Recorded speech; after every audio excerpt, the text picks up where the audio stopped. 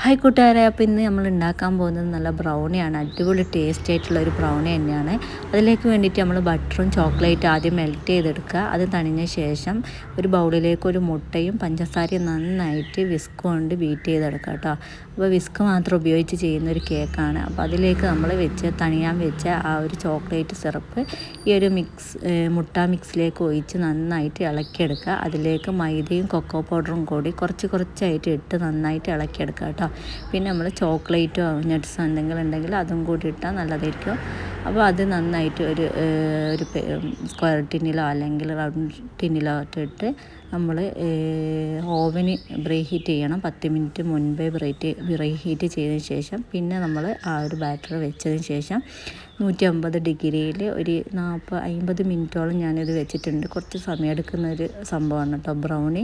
അപ്പോൾ നല്ല അടിപൊളിയായിട്ടുള്ള ബ്രൗണി തന്നെ കിട്ടിയിട്ടുണ്ട്. നല്ല ടേസ്റ്റുമാണ്. അപ്പോൾ ബീറ്ററൊന്നും ഇല്ലാത്തവർക്കൊക്കെ പറ്റിയ ഉണ്ടാക്കാൻ പറ്റിയ ഒരു കേക്ക് തന്നെയാണ് കേട്ടോ ബ്രൗണി. അപ്പോൾ നല്ല അടിപൊളി ടേസ്റ്റാണ്. ഉള്ളിൽ നല്ല സോഫ്റ്റാണ്, പുറമെ നല്ല ക്രിസ്പി ആയിട്ടുള്ള ഒരു റെസിപ്പിയാണ് കേട്ടോ. അപ്പോൾ നിങ്ങളെല്ലാവർക്കും ഇഷ്ടമായിക്കൊണ്ട് ലൈക്ക് ചെയ്യുക, ഷെയർ ചെയ്യുക, സബ്സ്ക്രൈബ് ചെയ്യുക. അപ്പോൾ ഇതൊരു അളവ് കറക്റ്റായിട്ട് തന്നെ കിട്ടണം കേട്ടോ. അപ്പോൾ ഈ അളവ് വേണ്ടവർ കമൻറ്റ് ചെയ്യുക കേട്ടോ. അപ്പോൾ എല്ലാവർക്കും ടാറ്റാ ബൈ ബൈ.